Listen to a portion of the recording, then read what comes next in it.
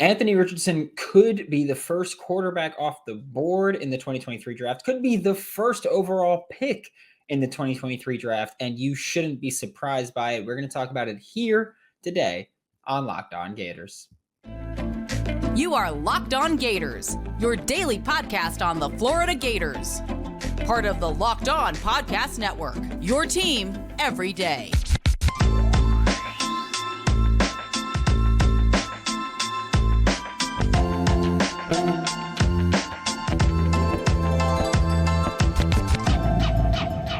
Hello, and welcome back to another episode of Locked On Gators, part of the Locked On Podcast Network, your team every day. Thanks for making Locked On Gators your first listen of the day. We're available daily and free wherever you listen to podcasts. Happy Monday. I'm Brandon Olson. Find me on Twitter at WNS_Brandon. Find my written work with Whole Nine Sports, Giants Country, and NFL 33. And talking about Anthony Richardson, who I know Gators fans are very hit and miss on just because of what his career was like in Gainesville, insane hype.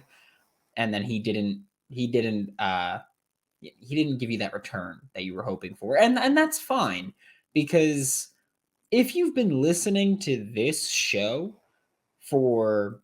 I took over almost 2 years ago. So if you've been listening to this show since then, I've been saying the same thing about Anthony Richardson this whole time.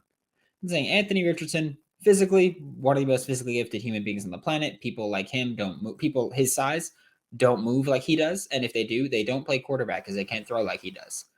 That's always been the thing. But he's wildly, wildly, wildly inconsistent. That's always been Anthony Richardson. Now he got to go to the combine, and we knew that he was going to be incredibly athletic. We knew he was going to test well. We knew he was going to light it up. I don't think we knew that he was going to come out of the combine looking like the most athletic, not even looking like, he is the most athletic quarterback that has ever gone to the combine.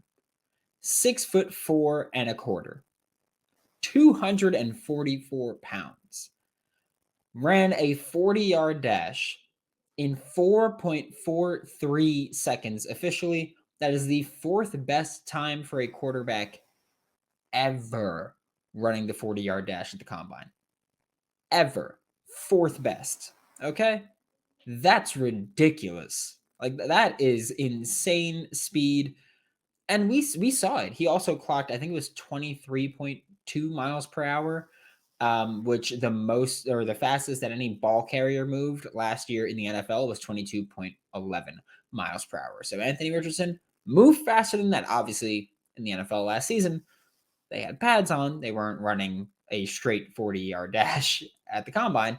But still, that just goes to show the type of world-changing speed that he has.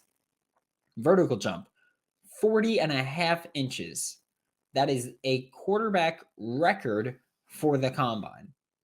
So he set the record there. A 10-foot 9-inch broad jump, which is, again, combine record for quarterbacks. So Anthony Richardson, congratulations. You got the relative athletic score. If you don't know, you should. It goes up to 10.00. And it changes every year. If people become more athletic than you, then your combine grade changes to how you go over time. But Anthony Richardson, combine grade, 10.00 relative athletic score. One person can get that per position.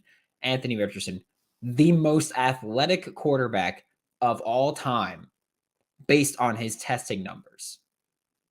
That's insane. Anthony Richardson is the most athletic quarterback of all time based on his testing numbers. And based on his testing numbers, he's the third most athletic person ever at the combine. Only Calvin Johnson, Megatron, one of the most talented wide receivers of all time, one of the best receivers of all time, Calvin Johnson, is the most athletic player of all time based on his raw testing scores, which includes height and weight. The second most athletic player of all time at the combine, Jordan Davis, a defensive tackle who ran a 4.78 40-yard dash. It was ridiculous to run that fast at that size. Deserves it. Anthony Richardson is the third most athletic player at the combine ever. Yeah, ever beat Cam Newton, blew Cam Newton's numbers out of the water. Cam Newton was the 10.00 RAS at quarterback before Anthony Richardson showed up, and yeah, he demolished them. Guess what else he demolished? The interview process. That's been the thing too, where we've been hearing about Anthony Richardson at the combine specifically for the past couple of days. He only worked out at the combine on Saturday. That was when he did all his 40, his vert, his broad. That's when he did that on Saturday. But we've been hearing about him since what, Thursday was it? When quarterbacks arrived, that it was Anthony Richardson is demolishing the interview process. Anthony Richardson is crushing these interviews. Anthony Richardson had the best interview I've ever done, said one scout. So, he's killing it. He is. First overall pick odds just a couple of weeks ago for Anthony Richardson, plus 3,000. Now, at the time of recording this, which it'll probably change by the time this releases, just because things will change that quickly, plus 500. Anthony Richardson's stock is ridiculously high right now. And we'll talk about landing spots, but I do want to talk about just why his stock is so high. Because I see Florida Gators fans or anybody that's not bought in on Billy Napier. I see them on Twitter going, Billy Napier had this freak athlete, this alien at quarterback. Billy Napier had a potential a likely top 5 pick at quarterback and couldn't win more than 6 games? Wow, he sucks. If that's your thought process, you are an idiot. That is the worst logical conclusion that you can ever. Actually, it's not even logical. That is the most illogical conclusion that you can come to. Because here's the thing. Anthony Richardson, yeah, he runs a 40-yard dash in 4.43 seconds. If I'm not mistaken, Percy Harvin ran it in 4.41 or 4.42. Anthony Richardson runs it in 4.43. Most athletic quarterback of all time. Just run the ball with him every play. Here's the thing. One, you can't do that. Because do you know how defenses were defending the Florida Gators at certain points? We're going to have people in the box because this is a great running team. So we're going to have people in the box so that if they run the ball, we have people there. But if they drop back to pass, you know what we're going to do? We're only going to rush 3, maybe 4 people because we know Anthony Richardson can't throw the ball and win the game against us on most days. So they drop back into coverage. Where do you want him to run? Where? Because there are 8 defenders usually in zone coverage so that they can watch Anthony Richardson running the ball. What did you want him to do? I'm curious. And what adjustment did you want Billy to make? Oh, you don't have an idea. Got it. Okay. So can we debunk that stupidity now? That's moronic. He only won 6 games. The defense was one of the worst defenses I've ever seen production-wise and talent-wise I've ever seen in Gainesville. Did you want him to go play safety too? Because he ran, 0.3 of a second faster than both of the safeties that started last year, which isn't even a knock on them. They had crappy performances, yeah, but I don't put too much stock into the combine. There are people that will count it 14 times if they have to fit their narrative. But I'm curious, what did you want him to do? What did you want Billy to do? Say, hey, yeah, like I know that you're protecting yourself a little bit so that you don't get hurt before the NFL.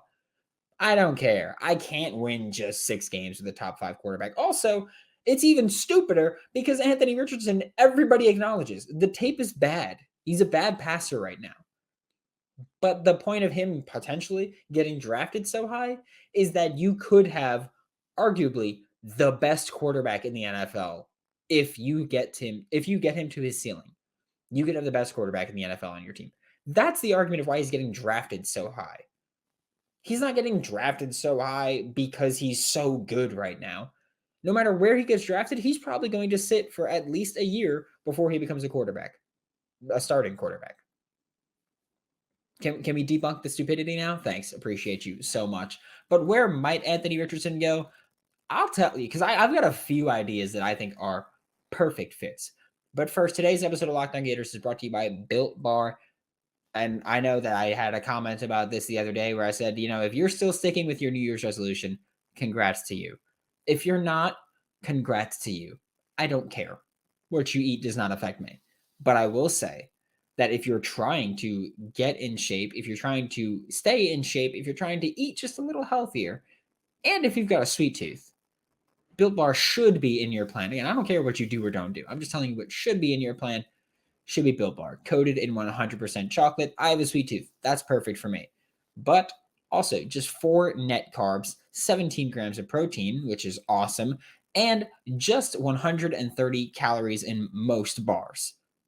That is the perfect snack, meal replacement, whatever you want to say. That's great. Also, they're finally in store, so go to built or builtbar.com or go to your local Walmart or Sam's Club and get yourself Built Bar. Thanks again for making Locked On Gators your first listen of the day. We are available daily and free wherever you listen to the podcast. If you want to like, subscribe, comment, review, do that. But now talking about Anthony Richardson landing spots, I can't decide. There's 2 spots that I think are perfect for him.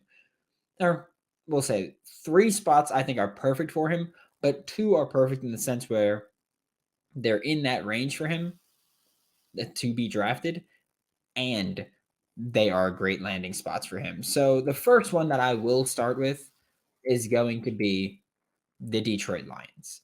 The Detroit Lions have currently the 6th overall pick in the NFL draft, which is very early. If they think, hey, Anthony Richardson might not be there at 6, they think, hey, Anthony Richardson might not be there at 4. We need to move up to 3 with the Arizona Cardinals, who have already said they are very open to moving down in the draft, trading down. So, Detroit, you have the capital. You have the draft capital. You have multiple picks that can move you up 3 spots to number 3 to draft Anthony Richardson. And it's a perfect spot for him because you've got a relatively young and a reliable offensive line. So, Anthony Richardson, we get it. His escapability is awesome. His ability to create plays is awesome. But he likes to sit in the pocket and try to throw the ball. So, you've got a good offensive line to protect him. Coach security, they almost just made the playoffs with a roster that is not a playoff roster. So, they almost just made the playoffs with a roster that is not playoff worthy. That's awesome. They're secured for at least 2 years. You've got that. And with Anthony Richardson and Detroit, there's no pressure to become an immediate starter. They love what they have with Jared Goff, and Jared Goff is one of the best. I don't want to call him a bridge quarterback because I do think he's an average starter, maybe slightly above average, but Jared Goff might be one of the best quarterbacks you could possibly learn from in the NFL right now, especially if you're Anthony Richardson, where mobility, you've got it. Athleticism, you've got it. You have all the traits, but accuracy has been an issue for you. And dealing with criticism is something that Anthony Richardson's had to do and will probably continue to have to do. Jared Goff has been so insanely heavily scrutinized. Anthony Richardson and Jared Goff would be a perfect mix and match there. Another team that has relatively young offensive line, not even relatively, a pretty young offensive line, a quarterback, assuming he gets re-signed, that has been heavily scrutinized and dealt with that and is, again, average to above average. Seattle Seahawks with Geno Smith. If they re-sign Geno Smith, this is the same situation as the Detroit Lions, except I will say probably less coaching security. And that's not that I think Pete Carroll is going to get fired. It's that Pete Carroll is very old and could retire at any moment. And roster-wise, I think you probably have worse older players than Detroit, but your younger players are better than Detroit's younger players for the most part. So again, Anthony Richardson, perfect landing spot for him. Detroit, Seattle, based on team like roster fit, coaching fit, draft capital. The team that I think is the perfect fit for him. Perfect fit for Anthony Richardson, minus having the draft spot right now where you'd have to give up a lot to get him. The New York Giants. The New York Giants right now are currently selecting 26th overall. That's a big jump to go from 26 to the top 5 to go get him. You're going to have to give up multiple first-round picks, which you might be willing to do.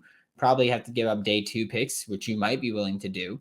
And that's that. But coaching staff-wise, there isn't a better coaching staff fit for Anthony Richardson than the New York Giants.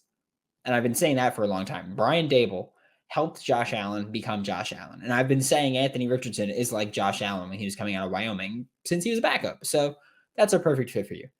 Mike Kafka wasn't the one that helped Pat Mahomes become Pat Mahomes, but Mike Kafka was there to see how Patrick Mahomes became Patrick Mahomes. He was on the staff for a bit. That's also an awesome fit to be able to see that. And the offense is very run quarterback friendly because if Daniel Jones can operate it, Anthony Richardson could probably operate it. But again, you would need to give up a lot to go get him. Some other teams that could go are all in Southern divisions. AFC South, Tennessee, and Indianapolis are both great spots. Again, job security for the coach is a big thing. And I keep bringing that up because we always hear stories about, oh, this quarterback had a good rapport. He was a fit for his coach. That coach got fired or that coach left, and then they weren't a match. You saw it happen with the Arizona Cardinals. They drafted Josh Rosen, I think it was 10th overall one year. Steve Wilkes got fired. Yeah, Steve Wilkes, I'm pretty sure it was. Steve Wilkes got fired. Cliff Kingsbury came in and then drafted Kyler Murray immediately. So that's he's the prime example there in Josh Rosen. So you want to avoid that. Tennessee, not firing Mike Vrabel. Highly doubt that's going to happen. Indianapolis just hired Shane Steichen. So that's a possible fit. Shane Steichen's offense, very quarterback friendly. Look what Jalen Hurts did this year. Very quarterback friendly. And they are currently picking, guess what? 4th overall. That's right in range for AR. Tennessee, you're up at 11, so you'd have to move up to go get him, but your offensive line and run game are complementary to him. You've got a good defense that's just missing a few pieces. Great, and no pressure to start.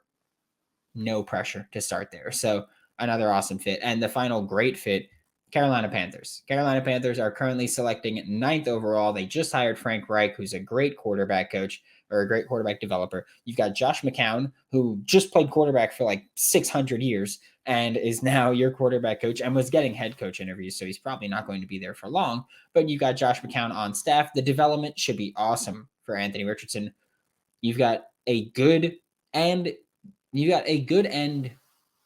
young, we'll say, receiving group and offensive line combined. That's awesome. And you've got a solid run game. So perfect fits for Anthony Richardson. But we're going to shift gears here because now we're going to talk about who's going to be in Gainesville for 2023. Florida Gators started spring practice on Saturday.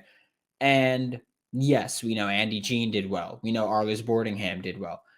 That's not what I'm focusing on right now because, again, it was the first practice of spring. If people did well or poor, doesn't mean that's going to carry over. What we are going to talk about are some of the interesting roster notes because Friday evening, we'll say, Florida updated the roster online. I'm not talking about jersey numbers or even Jamarcus Weston moving from wide receiver to safety, which is awesome, or Scooby Williams moving from linebacker to edge, which is funny because I talked about Scooby Williams playing edge, but I meant it as he's an inside linebacker that you can line up on the edge occasionally. I talked about that a few weeks ago, and then no, he's just straight up an edge rusher now, which is probably good for him and his development because when you look at who else was in front of him in the linebacker room, at Mike, he was probably going to be behind both Derek Wingo and Taraja Mitchell, so he'd be the 3rd inside linebacker, not going to play a ton. If you look at his possibility playing Will, then you're going to be behind Manny Nunnery, Shamar James, and maybe Deuce Spurlock. And so that's also not promising for you at Will. So makes sense for Scooby to go play edge, which is also an interesting thing. But Desmond Watson kind of took the storm there because he opened camp listed at 449 pounds. I know that last month he's like, hey, I'm down to 385. It could be true that the last time he weighed himself, he was 385 and he hadn't weighed himself in a long time. And so he gained a lot of weight back. That could be true. More likely, it was just that it was inaccurate to say 385. And I said, maybe they put the wrong weight. Like maybe they put it because it said that he was weighed on 227, so February 27th. Maybe they put his weight from 227 last year. But Nick De La Torre said it is not an error. Said it's not an error that he's listed at 449. So wow. Curious to see what he opens the season at. Curious to see how he's moving. He's gonna lose weight. Like we know he's losing weight. He's going to be playing spring football in Gainesville, Florida. And then he's going to be going through fall camp and workouts in Gainesville, Florida during the summer. So he's going to lose weight. Curious to see what he opens the season at. Curious to see how he moves. Curious to see just how he's used and how he plays at whatever weight he plays at. But another eye-popping weight change was Miguel Mitchell, who last season, I believe was a 3-star safety, true freshman, ended up starting a game at star, ended up playing considerably well when he did get playing time. But last year, he opened camp at 6'1", 203 pounds as a true freshman. A year down the line, he's gained 19 pounds, 6'1", 222 pounds at the start of spring ball. And I know I tweeted this. I've talked about it before. Internally, I've been told they view him as probably the best safety on the team. That's incredibly high praise. A great jump just in his physical form. And that clearly shows that he is dedicated and motivated because it's not like he looks like he gained 19 pounds of fat. Like he gained weight and he gained muscle. And you can see that when you just look at Miguel Mitchell. So Miguel Mitchell has gained 19 pounds. He is likely going to be getting significant playing time as a safety, whether he is starting or coming rotationally. He is likely going to see significant playing time as a safety, which is going to be awesome for him and his development. And I know that he's got a big fan base there now that loves him. And I am one of them that wants to see him succeed and thrive. We are going to switch to the offensive side of the ball, though, here. And I wanted to talk about Dante Sanders first because I didn't realize how insane the weight fluctuation was for Dante Sanders in his now 6th year in Gainesville. 2018, he was 6'5" the entire time, so I'm not going through the weight, I'm not going through the height. I'm only going through the weight, but 6'5" the entire time. 2018, 253-pound tight end. 2019, 252-pound tight end. 2020, 287-pound defensive lineman. He gained 35 pounds from 2019 to 2020. 2021, he gained another 4 pounds, 291-pound defensive lineman. 2022, he lost 29 pounds, 262-pound tight end. 2023, lost another 21 pounds, 241-pound tight end. That is an insane thing to put your body through year after year with massive weight changes in that time. 2019 to 2020 gained 35 pounds. 2021 to 2022 lost 29 pounds. Then from last year to this year, lost another 21 pounds. That is ridiculous. He's lost, 50 pounds since 2021? That's insane to put your body through that. It's awesome for him. Like, kudos to him. That's insanely impressive. I'm curious to see now this year how much quicker or faster he looks compared to last season because he's lost 21 pounds. I'm curious to see how he's going to look blocking, if he looks worse or weaker as a blocker, and running routes. Are you going to be quicker? Are you going to be significantly quicker? Are you going to be significantly faster? I need to see that as well because he should be a much more balanced tight end now. You would think, right? Another 2 guys who we're going to talk about quickly, the receiver room. Marcus Burke, 6'4" the entire time, showed up in 2021 at 187. Next year, he lost 4 pounds. So last year, he was 183 pounds. This year, gained 12 pounds, 195 pounds. He looks like he's trying to get ready to replace Xavier Henderson as that tall, fast, bigger wide receiver. but another tall, fast, and big receiver, Caleb Payday Douglas, who I am a huge fan of. I said this last season. Before the season, I was like, hey, he should be playing at the X. He is going to be playing at the X this year. 6'3", 191 pounds, a true freshman last year. This year, open spring camp, 6'3", 203 pounds. So Caleb Payday Douglas getting great size there, looking like he's going to eventually replace Justin Shorter as the X receiver. We'll see what happens with Jaquavian Frazier this year. Marcus Burke looking like he's getting ready to replace Xavier Henderson. We'll see what happens with him this year, but insane weight change. It's also just crazy because I feel like we never saw this insane weight change under Dan Mullen, except for Dante Sanders. I feel like most people would be like, 10, maybe 15 pounds. Dante Sanders gained insane weight under Dan Mullen, lost weight and lost a lot of it, and is now dropped down 50 pounds since Billy Napier got hired, which is ridiculous. But it's awesome to see the strength and conditioning staff really getting into it. But thanks for making Locked On Gators your first listen of the day every day. We're available daily and free wherever you listen to podcasts. We'll be back tomorrow to talk more Florida Gators as spring ball continues to go on. For your second listen, check out Locked On SEC, hosted by Chris Gordy of Sports 790 to get the best coverage on the best conference, including the best university. For Locked On Gators, I'm Brandon Olson. Don't forget to follow me on Twitter at WNS_Brandon. Find all my written work with Whole Line Sports, Giants Country, and NFL 33, and I will see you all tomorrow.